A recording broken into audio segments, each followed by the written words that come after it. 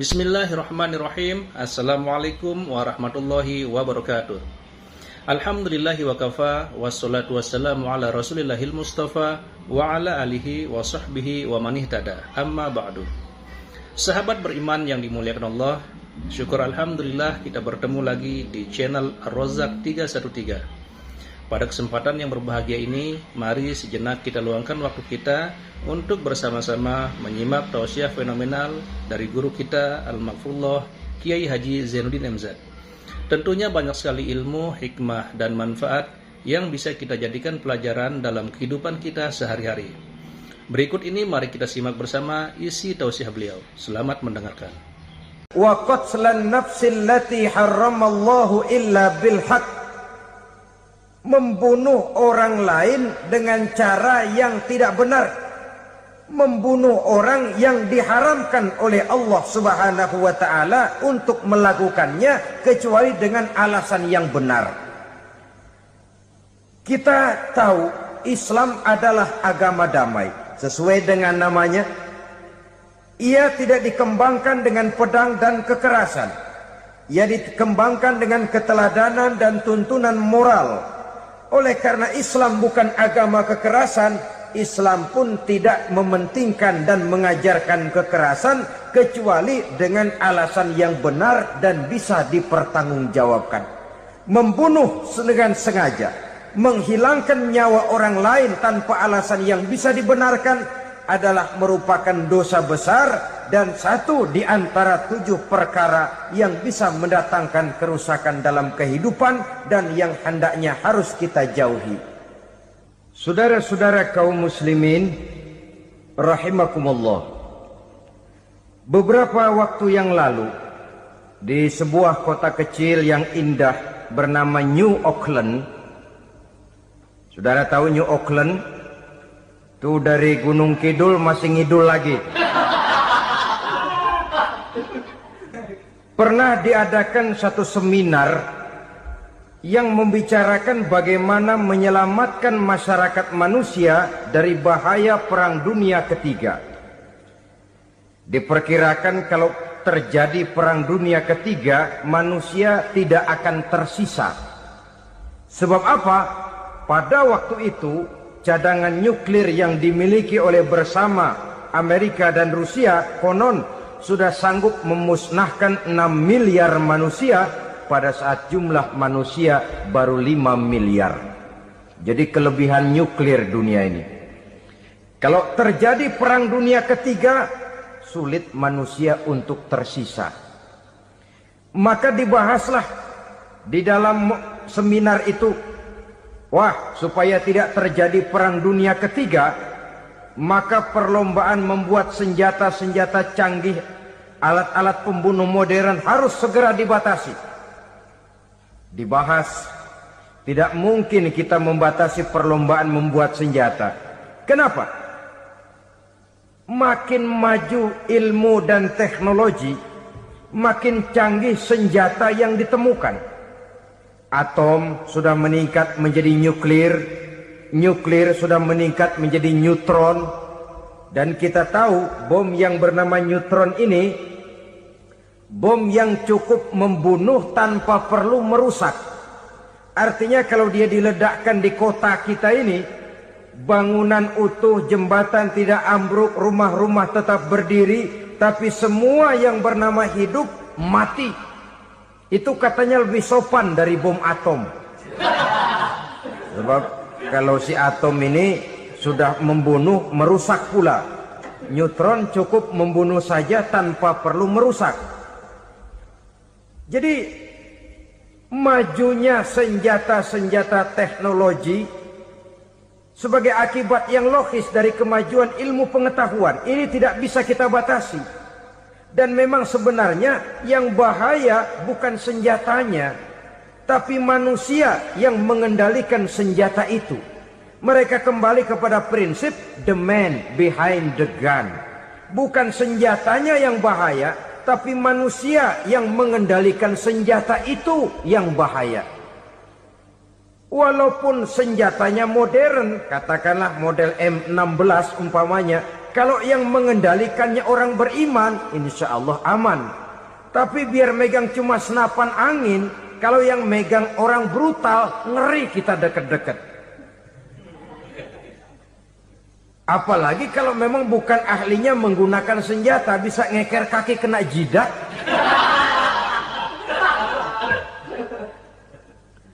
Mereka kembali kepada prinsip lama yang tetap baru, bukan senjatanya yang harus dibatasi, manusia yang mengendalikan senjata itu yang perlu dibicarakan. Nah, kalau begitu, agar manusia tidak mempergunakan senjata sewenang-wenang, apa yang harus kita lakukan?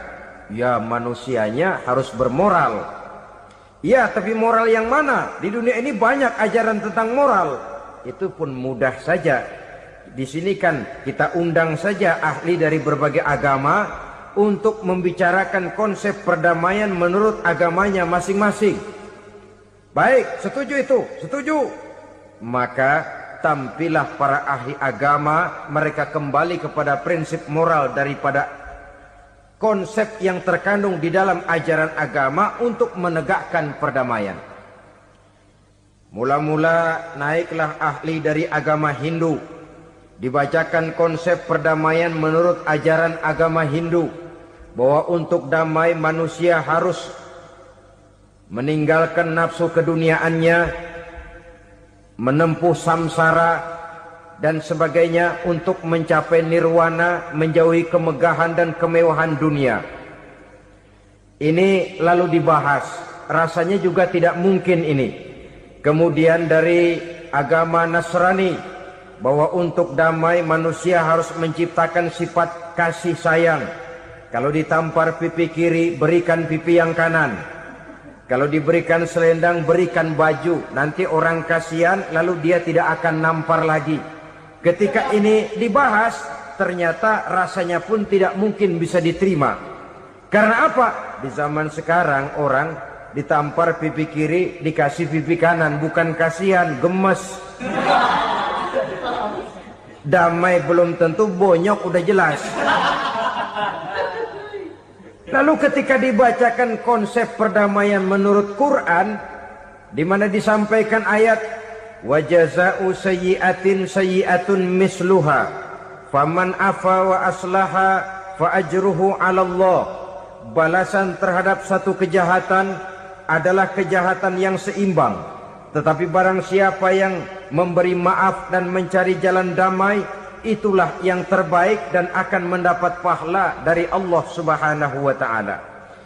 Kamu tidak salah ditampar pipi kirimu, tampar lagi pipi kirinya sekeras dia menampar pipi kirimu. Nanti orang tidak mau menampar kita karena dia tahu kalau dia tampar kita, dia akan menderita tamparan sekeras dia menampar kita. Akan terjadilah prinsip saling hormat menghormati, tidak saling ganggu, tidak saling usil, tidak saling jahil. Atas dasar ini perdamaian bisa ditegakkan. Mereka bisa menerima konsep ini, tapi kemudian seminar ditutup tanpa satu keputusan resmi. Kenapa? Terus terang mereka kagum dengan konsep Islam, tapi sentimen lama terhadap nilai-nilai Islam telah menutup mata mereka untuk menerima kebenaran dari ajaran Al-Quranul Karim.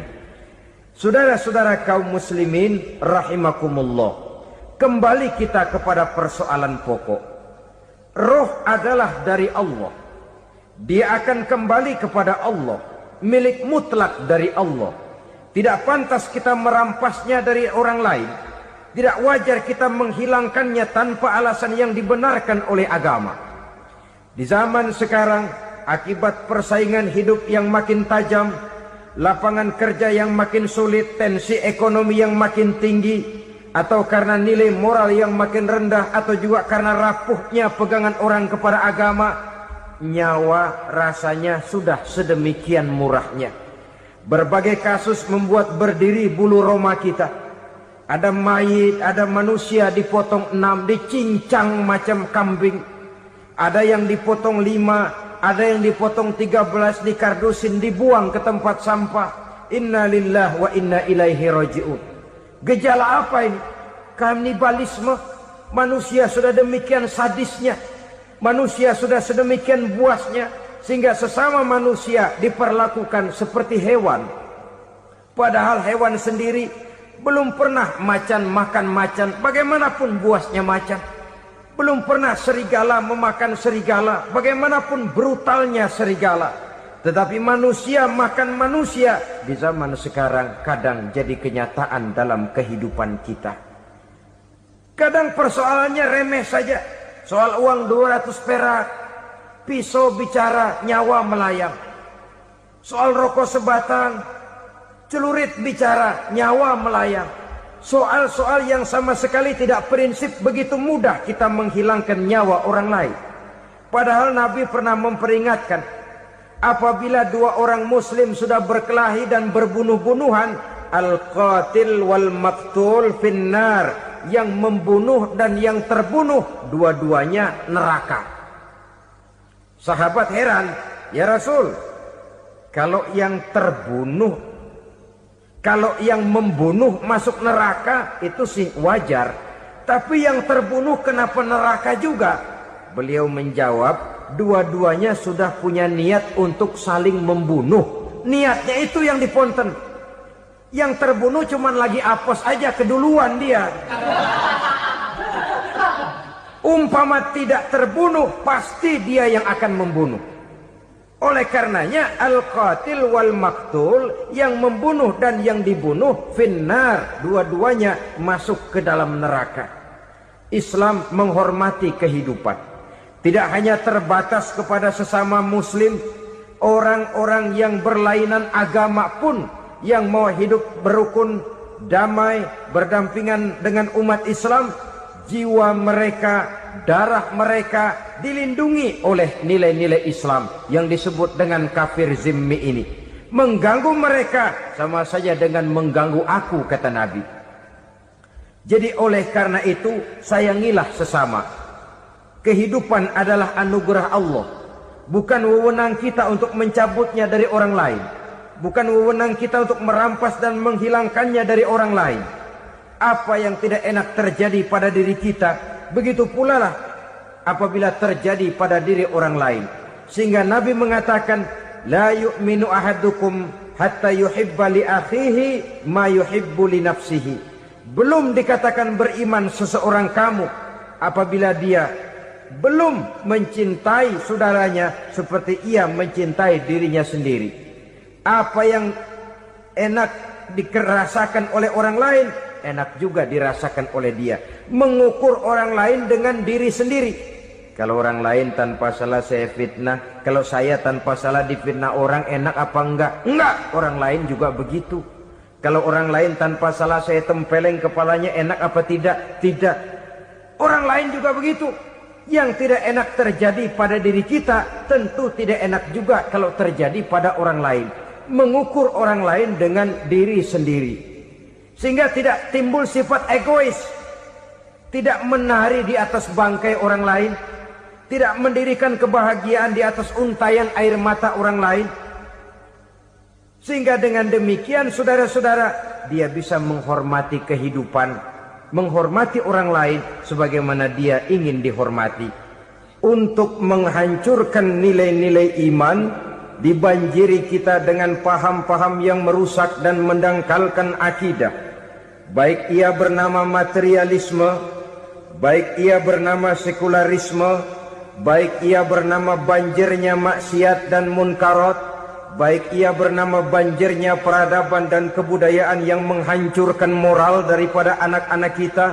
Sedikit demi sedikit melenturkan dan melunturkan nilai-nilai keimanan kita, untuk kemudian pada waktunya nilai iman itu akan bertukar dan berganti menjadi nilai syirik kepada Allah Subhanahu wa ta'ala. Atau pada sisi lain menjadikan yang selain Allah sebagai tujuan akhir daripada kehidupan kita.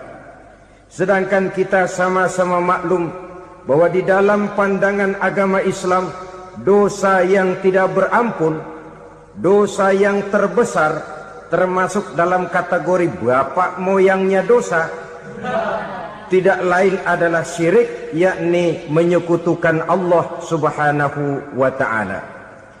Pola penghancuran iman ini memang berstrategi. Ditawarkan kita kepada paham materialisme, paham kebendaan, di mana otak menempati urutan sebagai ranking pertama, Tuhan jatuh pada urutan kedua.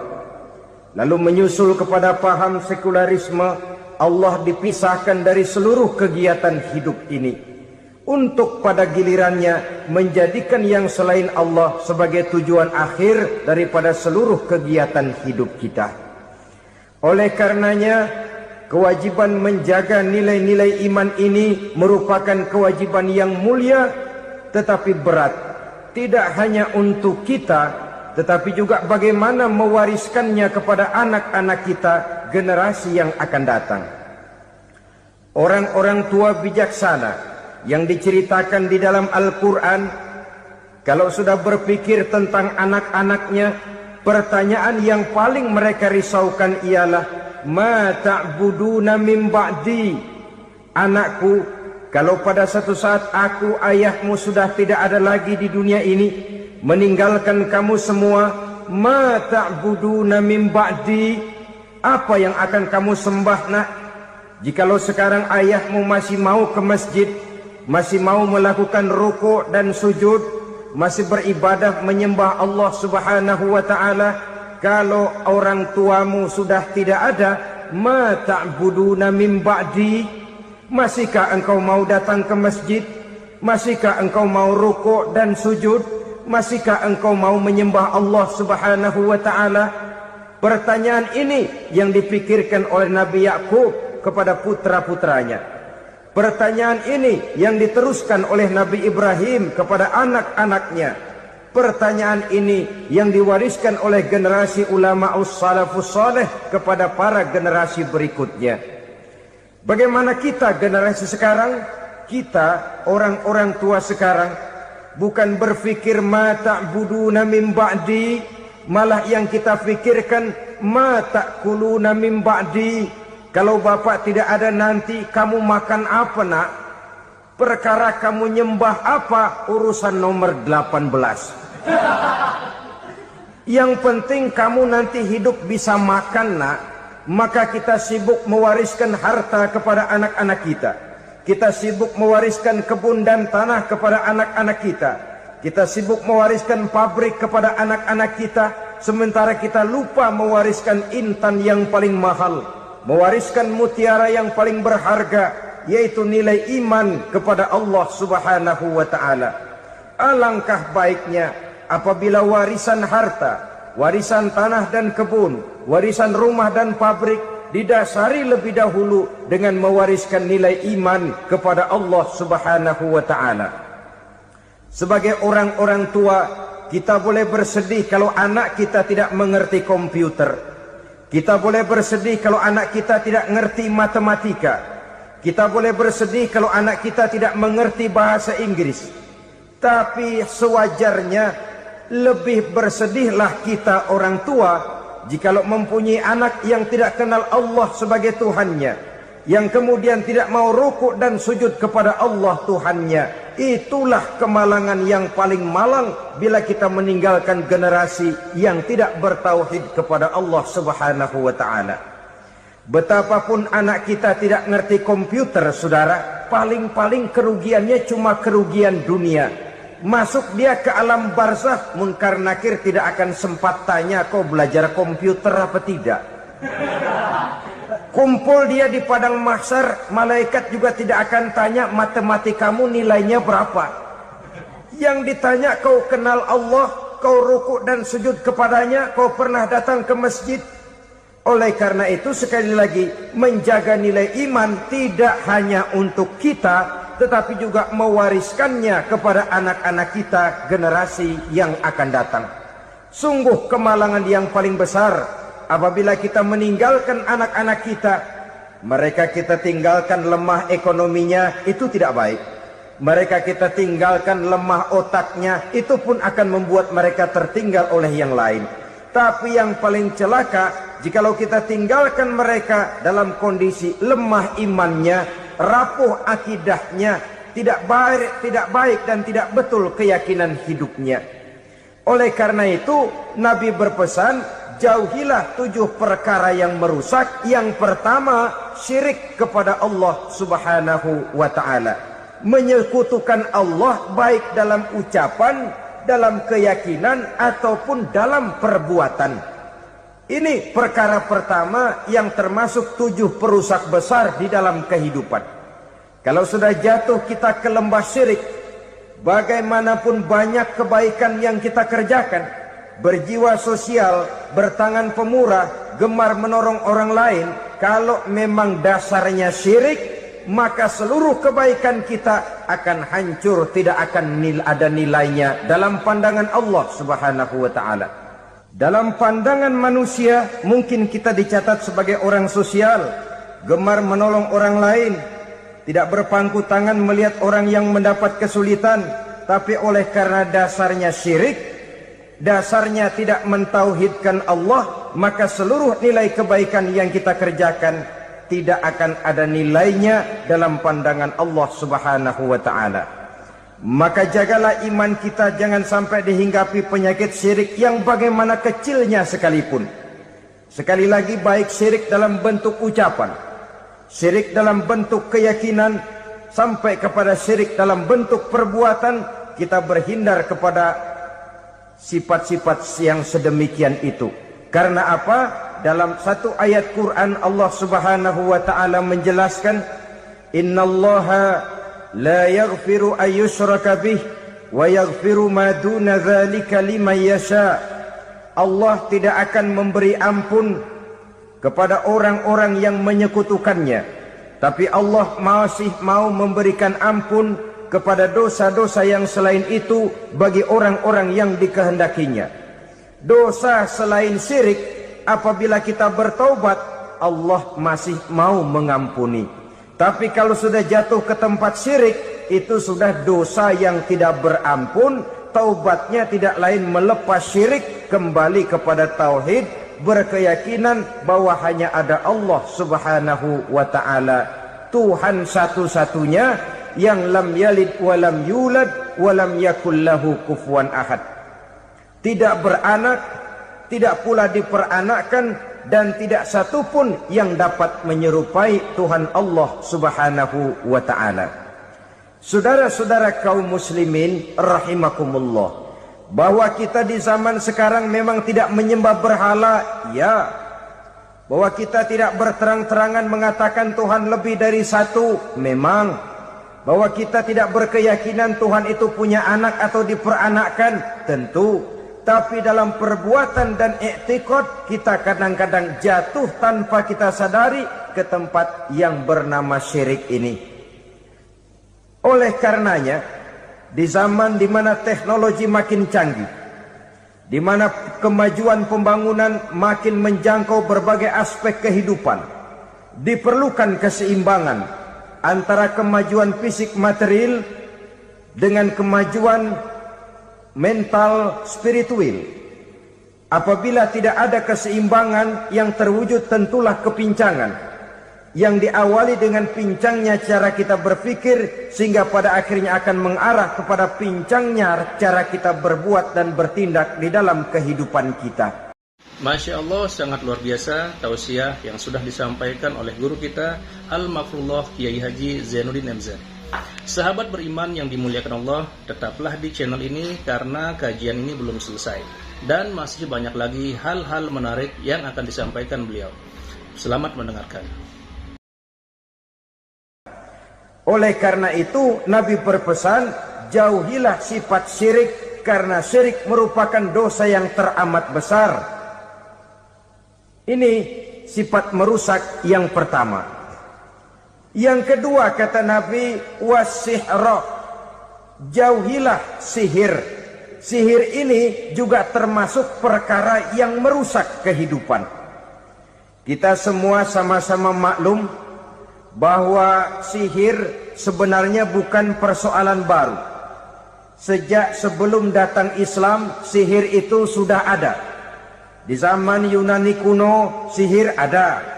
Di zaman Mesir kuno, di zaman Cina kuno, dan yang lain-lain yang serba kuno, sihir itu sudah ada.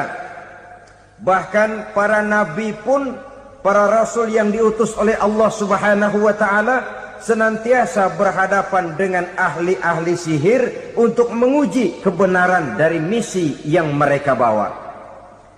Sihir adalah perbuatan di luar kebiasaan yang bisa dikerjakan oleh ahlinya dengan bantuan jin atau setan.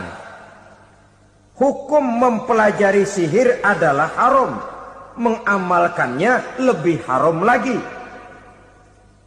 Sebab itu saudara-saudara, sihir merupakan perbuatan merusak yang harus kita jauhi. Ciri-ciri daripada perbuatan sihir, pertama, ia mengandung tipuan, bayangan khayal. Di zaman Nabi Musa misalnya, orang melihat tambang-tambang itu seperti ular. Nabi Musa melayangkan tongkatnya menjadi ular-ular besar yang memakan ular-ular kecil ciptaan tukang-tukang sihir Fir'aun tadi. Lalu sihir bisa terjadi dengan bantuan jin kafir atau setan. Kemudian ciri yang ketiga, sifatnya halus dan tersembunyi. Taruh kata ada seorang ahli sihir yang mempergunakan ayat-ayat Quran sebagai jompa-jampe, sebagai baca-bacaan, itu cuma sekedar kedok. Tujuannya tidak lain menjadikan agama sebagai ketok untuk membenarkan cara yang dimurkai oleh Allah Subhanahu wa taala. Satu hadis yang diriwayatkan oleh Imam Bazar dan Tabrani, Nabi berpesan, "Laisa minna man tatayyara lahu au takahhana au tukuhhina lahu au sahira lahu." Tidak termasuk ke dalam golonganku, kata Nabi. Tidak termasuk umatku. Siapa mereka? Man tatayyara lahu, orang yang bertatoyur. Apa tatoyur itu? Dari kalimat toyaro, artinya terbang. Toir biasa diartikan dengan burung. Tatoyaro percaya kepada suara-suara burung. Man tatayyara lahu, mempercayai, meyakini dengan benar-benar kepada suara beburungan. Kan suka ada itu, nah bunyi burung tuh, maling liwat. Maling liwat. Burung bunyi, maling liwat. Itu termasuk tatayyara lahu, percaya kepada suara burung. Kan aneh kalau suara orang nggak dipercaya, suara burung malah dipercaya. Ada ustadz ceramah, kiai ngaji, nggak mau didengerin, burung dengerin bener. Nah, suaranya dari sebelah mana? Belah kulon. Nah, itu tandanya ano. Habis dihitung-hitung. Itu termasuk tatayyara lahu. Au takahana, atau bertenung, au tukuhina, atau minta ditenungkan, au sahirolahu, atau melakukan perbuatan sihir atau minta disihirkan. Laisa minna, tidak termasuk ke dalam golonganku, kata Nabi. Sehingga dengan demikian saudara-saudara, menghadapi sihir dengan sihir sekalipun termasuk perbuatan yang tidak diajarkan oleh agama. Kita kan mempelajari sihir untuk jaga diri. Tidak apa-apa, yang dilarang mengamalkannya, dilarang juga mempelajarinya. Sebab orang kalau sudah mengetahui, biasanya lalu terangsang untuk mencoba. Kalau percobaannya berhasil, biasanya terangsang untuk coba lagi dan coba lagi. Pada akhirnya ketagihan, lalu beralih menjadi profesi, apalagi itu nanti bisa mendatangkan hasil uang. Saudara-saudara kaum muslimin rahimakumullah, kita manusia makhluk nyata. Kita hidup di alam nyata, terikat oleh sunnatullah, causality. Oleh karenanya, bagi kita keyakinan yang penuh, keikhlasan di dalam bertuhankan Allah, penyerahan diri sepenuhnya hanya kepadanya, itu sudah merupakan obat penangkal yang sangat ampuh agar kita tidak terkena penyakit-penyakit yang dibuat oleh setan dan para pembantunya. Sehingga beberapa ayat Quran mengajarkan, misalnya a'udzu bikalimatillahi tammati min syarri ma khalaq, atau bismillazi la yadurru ma'asmihi syai'un fil ardi wala fis sama, dengan menyebut nama Allah yang tidak bisa mendatangkan bahaya sedikit pun, dari baik yang datang dari langit maupun yang datang dari bumi. Jiwa yang kosong dari keyakinan yang penuh kepada Allah, jiwa yang penuh was-was dan ragu-ragu, itu yang mudah terserang oleh penyakit-penyakit yang dikerjakan oleh para tukang-tukang sihir, yaitu oleh setan dan seluruh para pembantunya. Kemudian hadis kedua yang diriwayatkan oleh Imam Ibnu Hibban, Nabi bersabda, la yadkhulul jannata mudminu khamrin wala mu'minu bisihrin wala qati'u rahmin. Tidak masuk surga. Ini Nabi yang bilang, tidak masuk surga. Siapa itu? Pertama, mudminu khamrin, orang yang berkekalan dalam mabuk. Selalu mudminun itu sudah menjadi perbuatan rutinnya, tidak kapok-kapoknya, teler seumur hidup. Mudminu khamrin, tidak masuk surga orang yang selalu bermabuk-mabukan. Yang kedua, wala mu'minu bisihrin, orang mukmin tapi main sihir. Ini juga oleh Nabi diperingatkan, tidak akan masuk surga orang mukmin tapi suka main sihir. Wala qati'u rahmin, dan tidak juga orang yang memutuskan silaturahmi. Tiga macam manusia yang diperingatkan Nabi tidak akan masuk surga: orang yang selalu mabuk, orang mukmin yang main sihir, dan orang yang memutuskan silaturahmi. Saudara-saudara kaum muslimin rahimakumullah. Lalu orang berkata, kenapa dilarang kita bersihir? Padahal Rasul sendiri kan punya mukjizat.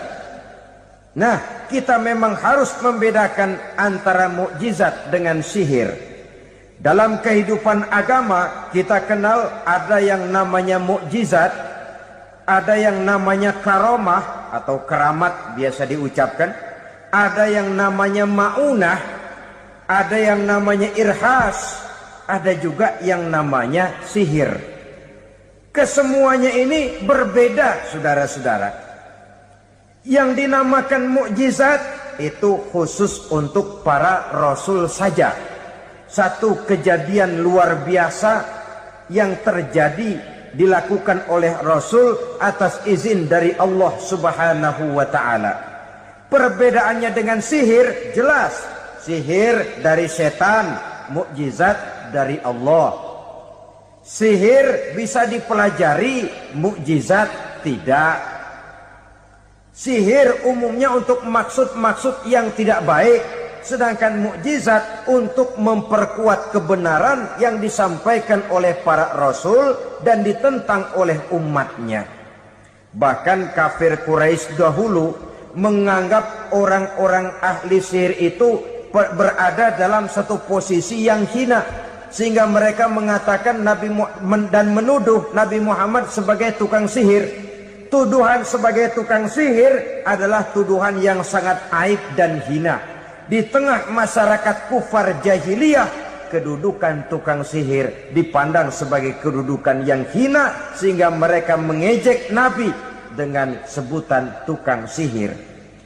Jadi mukjizat hanya untuk Rasul saja. Kemudian karomah. Karomah ini asal kata dari karomah, kehormatan, kemuliaan yang diberikan Allah kepada hamba-hambanya yang rajin mendekatkan diri kepadanya. Oleh karena ketekunannya melaksanakan ibadah, Allah memberikan keistimewaan kepada orang itu, yang dengan keistimewaannya dia bisa mengerjakan yang tidak bisa dikerjakan oleh orang lain. Karomah hanya bisa dicapai dengan prestasi ibadah.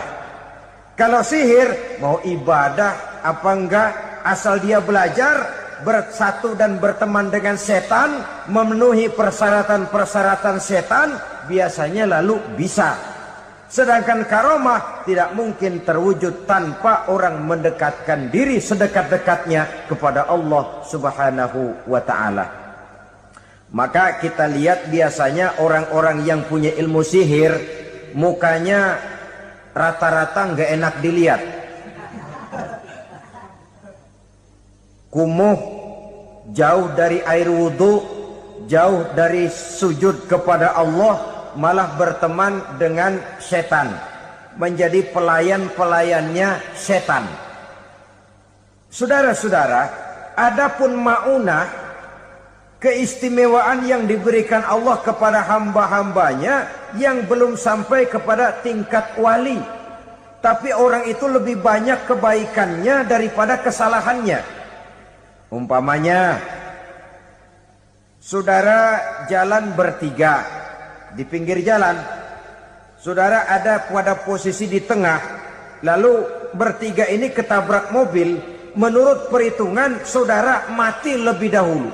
Tapi terjadi hal yang aneh, dua teman saudara mati, saudara malah cuma luka dan lecet sedikit saja. Apa itu? Kalau kita lebih banyak kebaikannya daripada kesalahannya, itu yang dinamakan ma'unah, pertolongan yang diberikan Allah kepada hamba-hambanya yang lebih banyak kebaikannya daripada kesalahannya. Sedangkan yang dinamakan irhas, kejadian luar biasa pada diri seseorang pada waktu dia masih kecil, yang menunjukkan tanda-tanda keistimewaannya. Itu umumnya pada para nabi pada usia kecilnya sudah ada irhas, tanda-tanda istimewa. Jelas baik mukjizat, karomah, maunah maupun irhas berbeda dengan sihir. Sihir ini jelas saja merupakan bantuan dan persekutuan antara manusia dengan setan. Padahal setan, kata Allah dalam Al-Quran, innahu lakum aduwwum mubin, sesungguhnya setan bagi kamu adalah musuh yang sangat jelas. Saudara-saudara kaum muslimin rahimakumullah, di zaman sekarang dalam menghadapi beban kehidupan yang makin pelik, menghadapi stres yang tidak kunjung selesai, menghadapi persoalan-persoalan yang teramat berat, orang sering mencari jalan keluar kepada hal-hal yang menurut pendapatnya bisa meringankan beban moralnya itu. Pergilah dia mencari sesuatu yang dapat meringankan bebannya. Dan tidak jarang yang jatuh ke pangkuan tukang-tukang tenung, ke pangkuan tukang-tukang sihir, yang mereka itu oleh Quran dijelaskan kadzabal munajjimun walau sodaku. Tukang-tukang tenung, tukang-tukang sihir, mereka itu bohong walaupun benar. Maksudnya bohong walaupun benar, artinya kalau yang mereka kerjakan benar, itu sih kebenaran. Benar dengan kebenaran itu lain. Kebenaran, kebetulan bisa, tapi tidak untuk selalu. Apalagi kalau itu sudah membahayakan kehidupan orang lain. Jadi oleh karena itu Nabi berpesan, jauhilah daripada sihir. Kalau sudah jauhilah dari sihir, artinya ya jauhilah daripada mempelajarinya, jauhilah daripada bergaul dengan orang-orang yang ahli di bidang itu, karena dari pergaulan segalanya bisa menular. Baiklah saudara, ini yang kedua. Yang ketiga pesan Nabi, wa qatlan nafsil lati harramallahu illa bil haqq, membunuh orang lain dengan cara yang tidak benar, membunuh orang yang diharamkan oleh Allah Subhanahu wa ta'ala untuk melakukannya kecuali dengan alasan yang benar. Kita tahu Islam adalah agama damai, sesuai dengan namanya. Ia tidak dikembangkan dengan pedang dan kekerasan. Ia dikembangkan dengan keteladanan dan tuntunan moral. Oleh karena Islam bukan agama kekerasan, Islam pun tidak mementingkan dan mengajarkan kekerasan kecuali dengan alasan yang benar dan bisa dipertanggungjawabkan. Membunuh dengan sengaja, menghilangkan nyawa orang lain tanpa alasan yang bisa dibenarkan adalah merupakan dosa besar dan satu di antara 7 perkara yang bisa mendatangkan kerusakan dalam kehidupan dan yang hendaknya harus kita jauhi. Saudara-saudara kaum muslimin rahimakumullah, beberapa waktu yang lalu di sebuah kota kecil yang indah bernama New Auckland. Saudara tahu New Auckland? Tuh dari Gunung Kidul masih ngidul lagi. Pernah diadakan satu seminar yang membicarakan bagaimana menyelamatkan masyarakat manusia dari bahaya Perang Dunia Ketiga. Diperkirakan kalau terjadi Perang Dunia Ketiga, manusia tidak akan tersisa. Sebab apa? Pada waktu itu cadangan nuklir yang dimiliki oleh bersama Amerika dan Rusia konon sudah sanggup memusnahkan 6 miliar manusia pada saat jumlah manusia baru 5 miliar. Jadi kelebihan nuklir dunia ini. Kalau terjadi Perang Dunia Ketiga, sulit manusia untuk tersisa. Maka dibahaslah di dalam seminar itu, wah, supaya tidak terjadi Perang Dunia Ketiga, maka perlombaan membuat senjata-senjata canggih, alat-alat pembunuh modern harus segera dibatasi. Dibahas, tidak mungkin kita membatasi perlombaan membuat senjata. Kenapa? Makin maju ilmu dan teknologi, makin canggih senjata yang ditemukan. Atom sudah meningkat menjadi nuklir, nuklir sudah meningkat menjadi neutron, dan kita tahu bom yang bernama neutron ini bom yang cukup membunuh tanpa perlu merusak. Artinya kalau dia diledakkan di kota kita ini, bangunan utuh, jembatan tidak ambruk, rumah-rumah tetap berdiri, tapi semua yang bernama hidup mati. Itu katanya lebih sopan dari bom atom. Sebab kalau si atom ini sudah membunuh, merusak pula. Neutron cukup membunuh saja tanpa perlu merusak. Jadi majunya senjata-senjata teknologi sebagai akibat yang logis dari kemajuan ilmu pengetahuan. Ini tidak bisa kita batasi. Dan memang sebenarnya yang bahaya bukan senjatanya, tapi manusia yang mengendalikan senjata itu. Mereka kembali kepada prinsip the man behind the gun. Bukan senjatanya yang bahaya, tapi manusia yang mengendalikan senjata itu yang bahaya. Walaupun senjatanya modern, katakanlah model M16 umpamanya, kalau yang mengendalikannya orang beriman, insya Allah aman. Tapi biar megang cuma senapan angin, kalau yang megang orang brutal, ngeri kita deket-deket. Apalagi kalau memang bukan ahlinya menggunakan senjata, bisa ngeker kaki kena jidat.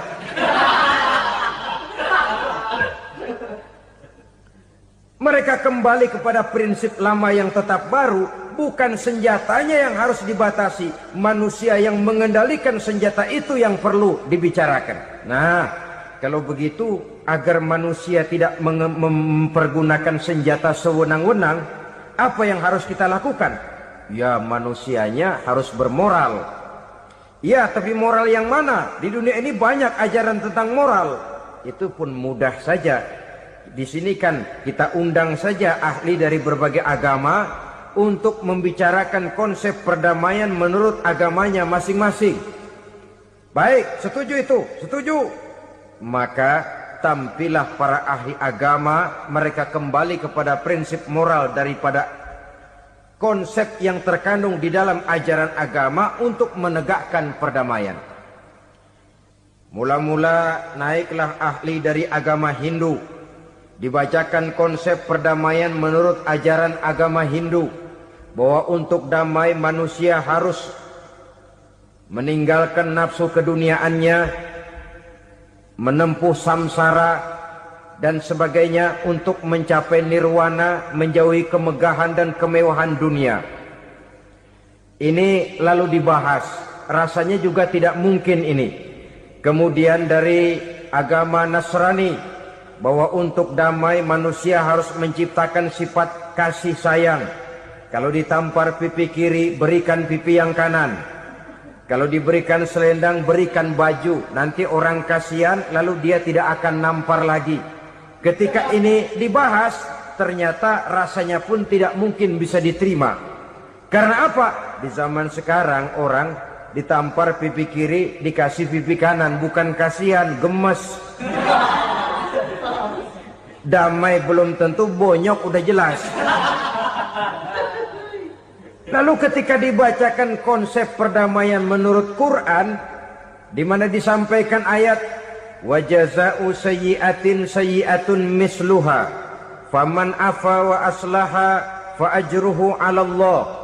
Balasan terhadap satu kejahatan adalah kejahatan yang seimbang, tetapi barang siapa yang memberi maaf dan mencari jalan damai, itulah yang terbaik dan akan mendapat pahala dari Allah Subhanahu wa ta'ala.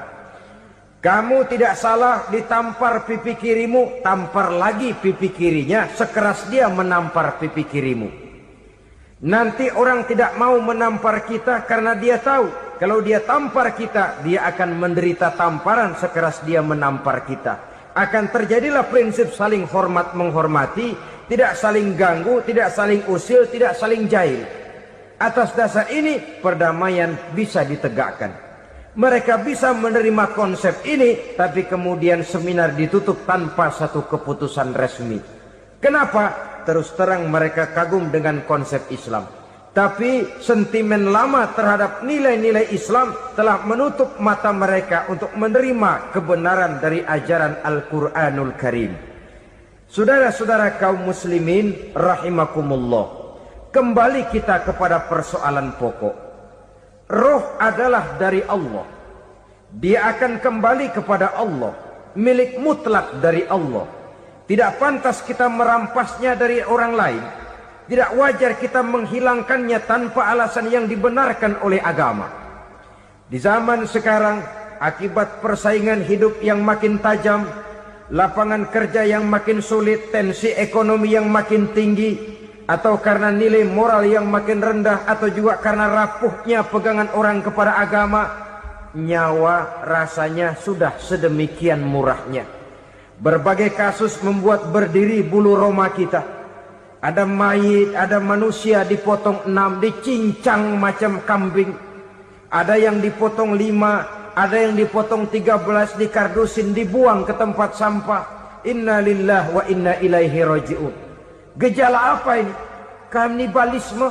Manusia sudah demikian sadisnya, manusia sudah sedemikian buasnya, sehingga sesama manusia diperlakukan seperti hewan.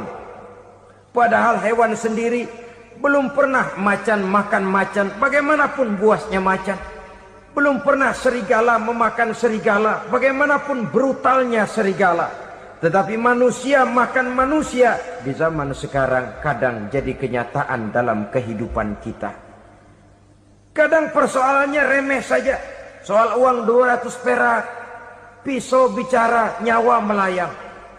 Soal rokok sebatang, celurit bicara, nyawa melayang. Soal-soal yang sama sekali tidak prinsip, begitu mudah kita menghilangkan nyawa orang lain. Padahal Nabi pernah memperingatkan, apabila dua orang muslim sudah berkelahi dan berbunuh-bunuhan, al-qatil wal maqtul finnar, yang membunuh dan yang terbunuh dua-duanya neraka. Sahabat heran, ya Rasul, kalau yang terbunuh, kalau yang membunuh masuk neraka itu sih wajar, tapi yang terbunuh kenapa neraka juga? Beliau menjawab, dua-duanya sudah punya niat untuk saling membunuh. Niatnya itu yang diponten. Yang terbunuh cuman lagi apes aja, keduluan dia. Umpama tidak terbunuh, pasti dia yang akan membunuh. Oleh karenanya al-qatil wal maktul, yang membunuh dan yang dibunuh, finnar, dua-duanya masuk ke dalam neraka. Islam menghormati kehidupan. Tidak hanya terbatas kepada sesama muslim, orang-orang yang berlainan agama pun yang mau hidup berukun, damai, berdampingan dengan umat Islam, jiwa mereka, darah mereka dilindungi oleh nilai-nilai Islam yang disebut dengan kafir zimmi ini. Mengganggu mereka sama saja dengan mengganggu aku, kata Nabi. Jadi oleh karena itu, sayangilah sesama. Kehidupan adalah anugerah Allah. Bukan wewenang kita untuk mencabutnya dari orang lain. Bukan wewenang kita untuk merampas dan menghilangkannya dari orang lain. Apa yang tidak enak terjadi pada diri kita, begitu pula lah apabila terjadi pada diri orang lain. Sehingga Nabi mengatakan, la yu'minu ahadukum hatta yuhibba li akhihi ma yuhibbu li nafsihi. Belum dikatakan beriman seseorang kamu apabila dia belum mencintai saudaranya seperti ia mencintai dirinya sendiri. Apa yang enak dirasakan oleh orang lain, enak juga dirasakan oleh dia. Mengukur orang lain dengan diri sendiri. Kalau orang lain tanpa salah saya fitnah, kalau saya tanpa salah difitnah orang, enak apa enggak? Enggak, orang lain juga begitu. Kalau orang lain tanpa salah saya tempeleng kepalanya, enak apa tidak? Tidak. Orang lain juga begitu. Yang tidak enak terjadi pada diri kita, tentu tidak enak juga kalau terjadi pada orang lain. Mengukur orang lain dengan diri sendiri. Sehingga tidak timbul sifat egois. Tidak menari di atas bangkai orang lain. Tidak mendirikan kebahagiaan di atas untayan air mata orang lain. Sehingga dengan demikian saudara-saudara, dia bisa menghormati kehidupan, menghormati orang lain sebagaimana dia ingin dihormati. Inilah perbuatan ketiga yang merusak, membunuh orang lain dengan yang diharamkan Allah tanpa alasan yang benar. Yang ketiga. Kemudian yang keempat, perbuatan merusak wa aklar riba, makan riba. Hidup adalah tolong menolong. Bahasa kerennya take and give katanya. Saling memberi dan saling menerima. Nabi mengajarkan, man kuraba kurbatan min kurabid dunia,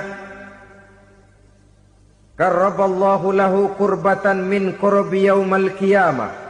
Wallahu fi aunil abdi madamal abdu fi auni akhihi. Siapa yang meringankan beban dari beban-beban yang dirita seseorang di dalam kehidupan dunia, Allah akan meringankan bebannya daripada beban-beban yang harus dipikulnya di hari kiamat nanti. Wallahu fi aunil abdi madamal abdu fi auni akhihi. Allah senantiasa akan menolong seorang hamba selama hamba itu masih mau menolong saudaranya. Allah selalu akan menolong seorang hamba selama hamba itu masih mau menolong saudaranya. Apabila kita sudah berpangku tangan terhadap kesulitan orang lain, biasanya pun pada saat kita mendapat kesulitan, kita akan sulit juga memperoleh pertolongan. Nah, riba alias renten, kedoknya adalah menolong orang, tapi sama juga bulu buntutnya dilepas, palanya dicekek. Menolong orang pada akhirnya menjadi beban bagi seseorang. Dan memang mencari orang-orang yang berada dalam posisi kesulitan. Biasanya di daerah-daerah di mana musim paceklik jadi lapangan kerja sulit, sedangkan urusan perut tidak bisa ditunda, akhirnya orang terjebak ke dalam rentenir, ke dalam riba, ke dalam renten. Bunga berbunga sehingga satu saat jumlah bunganya bisa lebih besar dari jumlah pinjaman pokoknya. Kemudian kalau juga ternyata tidak bisa dibayar, rumah jadi taruhan. Memang rumah satu-satunya, begitu rumah ditarik mulain camping.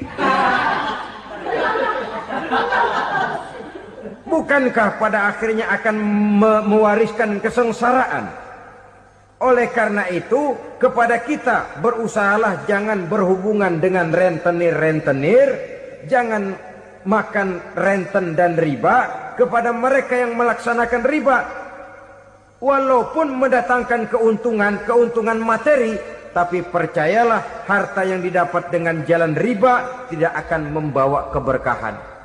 Manakala tidak membawa keberkahan, dia tidak akan mendatangkan ketenangan di dalam kehidupan kita. Oleh karenanya, memakan harta riba termasuk perbuatan yang merusak sendi-sendi kehidupan sosial, merusak kehidupan orang lain, merusak kehidupan masyarakat, tetangga, pergaulan, dan sebagainya. Yang kelima, wa akla malil yatim, memakan harta anak yatim dengan cara yang zolim. Nih, memang lezat. Anak yatim itu nggak tahu urusan apa-apa. Kita diamanahkan untuk mengurusinya. Kadang-kadang dibentuklah panitia penyantunan yatim piatu. Yatimnya mah tetap kelaparan, panitianya yang pada gendut.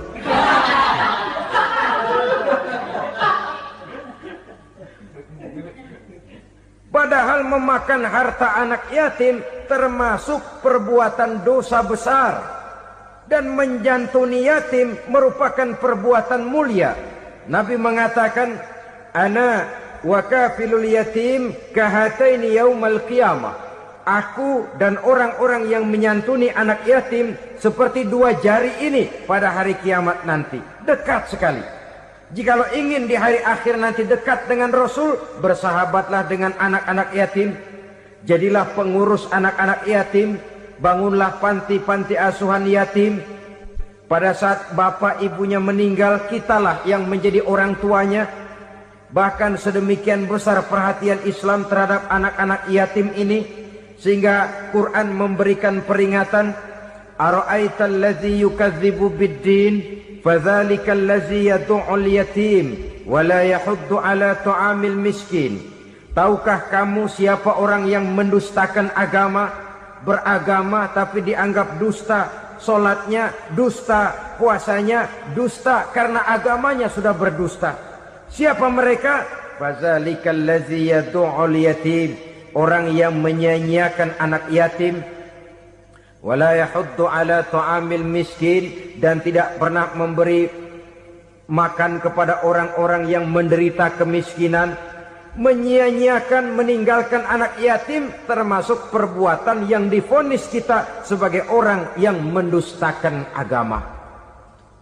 Saudara-saudara kaum muslimin rahimakumullah, maka sangat dicela mengeksploitir anak-anak yatim, menjadikan mereka sebagai kedok untuk mencari kekayaan pribadi. Tetapi jikalau ikhlas, ganjarannya sangat besar, nilai pahalanya sangat besar. Menyantuni yatim tidak hanya setahun sekali. Kalau Muharram pakai istilah lebaran yatim. Dibentuklah panitia, diberilah beras, uang 4-5 ribu rupiah. Alhamdulillah. Tapi jangan lupa, si yatim tidak hidup cuma satu hari. Dia tidak hidup cuma di bulan Muharram saja. Dia hidup 12 bulan dalam setahun. Sebagaimana anak-anak yang lain, dia juga berhak punya masa depan. Dia juga berhak menikmati bangku sekolah. Dia berhak mengenyam arti dan makna pendidikan. Dia berhak membekali diri dengan ilmu dan pengetahuan seperti halnya anak-anak yang lain.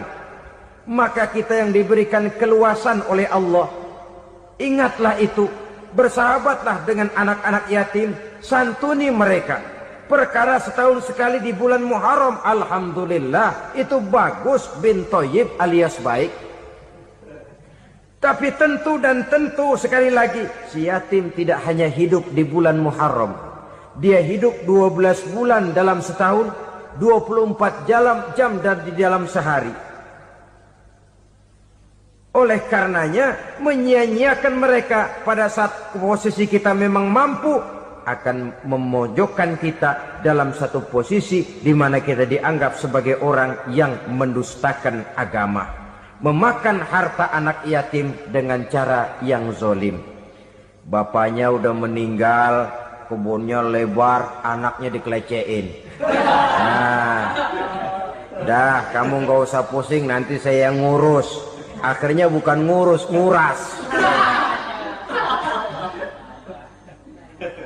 Si yatim mungkin tidak tahu bahwa dia disia-siakan, haknya diambil, miliknya dizalimi. Tapi Allah yang akan membalasnya dengan seadil-adilnya. Maka makan harta anak yatim biasanya balasannya tokcer bin paten. Nggak banyak selang tempo itu, nggak percaya cobain dah.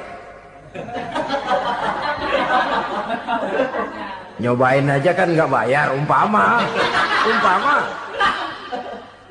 Memakan harta anak yatim dengan cara yang zalim, ganjarannya biasanya kontan. Kenapa? Ratapan si miskin, untayan air matanya, jeritan kepedihan hatinya, membuka pintu langit, permohonannya diijabah, getaran hatinya didengarkan oleh Allah. Maka balasannya biasanya kontan, spontan, tidak menunggu waktu terlalu lama. Itu di dunia, belum lagi di akhirat nanti. Bukankah dalam riwayat Mi'raj diceritakan Nabi melihat di neraka itu orang perutnya sebesar rumah. La haula wala quwata. Itu perut kayak rumah, bagaimana jalannya tuh orang. Dan memang gak jalan, diseret-seret oleh malaikat di neraka itu. Hancur perutnya, amburadul itu perut. Berantakan isinya, dibulatkan lagi, diseret lagi, hancur lagi, dibulatkan lagi. Sampai Nabi tanya, orang itu begitu berat siksanya kenapa ya Jibril? Itu Muhammad, waktu di dunia dulu rakus banget makan harta anak yatim. Begitu vonisnya, begitu menyedihkan nasibnya di akhirat.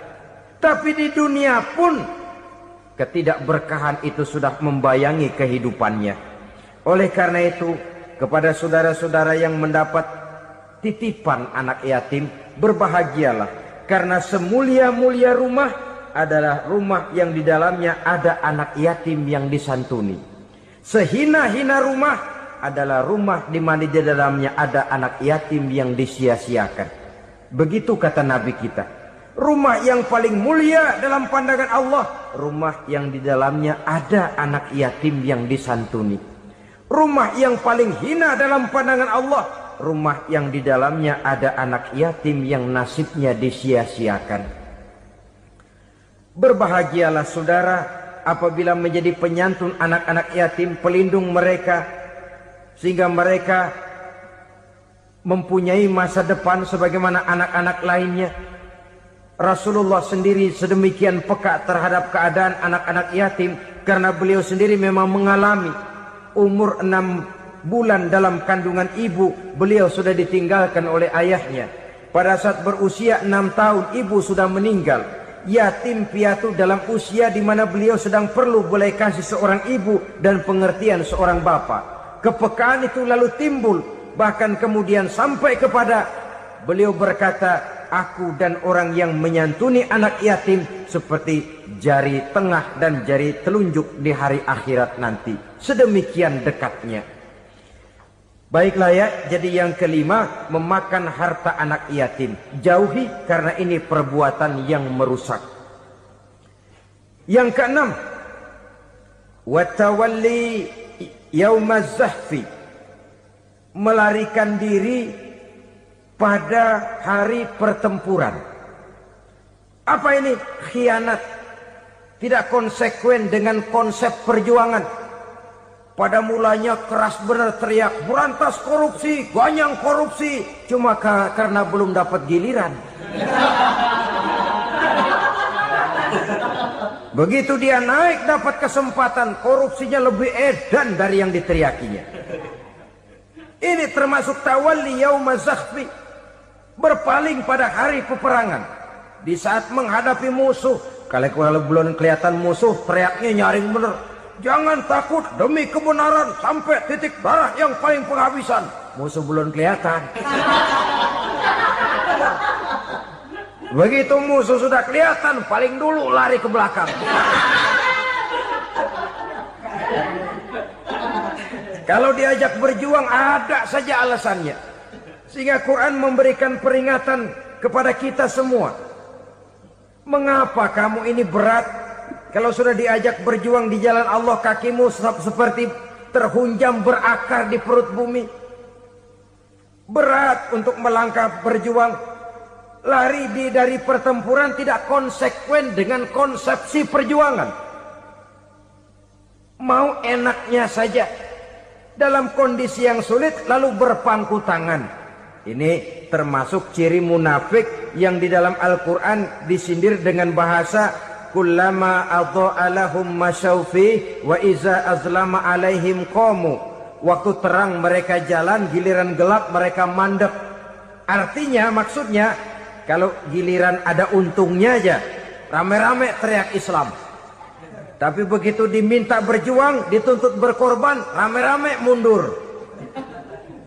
Waktu dilihat di Islam ada untungnya, rame-rame teriak Islam. Pak, saya Islam banget, Pak. KTP saya Islam, Pak. Pokoknya Islam banget dah. Tapi ketika diminta berjuang, dituntut sedikit berkorban, rame-rame mengundurkan diri. Tahun 65 PKI berontak. Waduh, waktu itu jadi orang Islam untung itu. Nggak dikejar-kejar, aman. Masjid rame, mobil-mobil mewah parkir di depan musola dan masjid. Kenapa? Waktu itu asal udah ke masjid aman. Islam selamat, untung. Tapi begitu keadaan aman, yang parkir di musola sepeda butut melulu.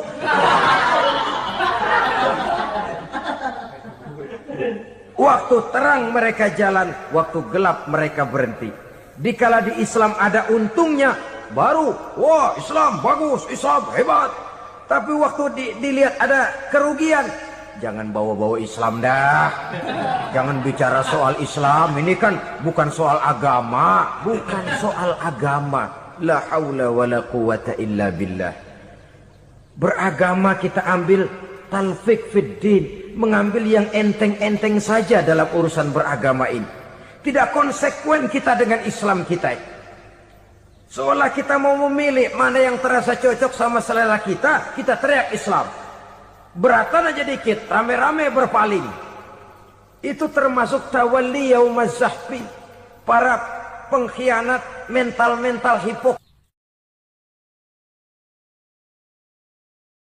Alhamdulillahirrabbilalamin. Demikianlah tausiah penuh ilmu, hikmah dan manfaat yang sudah kita dengarkan bersama dari guru kita Al-Mafrullah Kiai Haji Zainuddin MZ. Sahabat beriman yang dimuliakan Allah, mari kita doakan guru kita, semoga beliau diampuni segala dosa-dosanya dan dilapangkan kuburnya. Dan buat sahabat semua yang sudah setia menyimak tausiah ini sampai selesai, saya ucapkan terima kasih banyak. Doa dan harapan saya semoga sahabat semua selalu diberikan kesehatan, dimudahkan segala urusannya dan dilancarkan rezekinya. Amin ya rabbal alamin. Demikian yang dapat saya bagikan, kurang lebihnya mohon maaf. Sampai bertemu lagi di kajian berikutnya. Wabillahi taufik wal hidayah, waridho wal inayah. Wassalamualaikum warahmatullahi wabarakatuh. Setelah kita mendengarkan bersama tausiah penuh ilmu dan hikmah yang sudah disampaikan oleh guru kita Al-Mafrullah Kiai Haji Zainuddin MZ, sekarang mari kita lanjutkan aktivitas kita masing-masing. Semoga apa yang sudah disampaikan oleh beliau menjadi ilmu yang bermanfaat dalam kehidupan kita sehari-hari. Selamat beraktivitas buat sahabat semua dan sukses selalu. Sampai bertemu lagi di kajian Ar-Razak 313 berikutnya. Wassalamualaikum warahmatullahi wabarakatuh.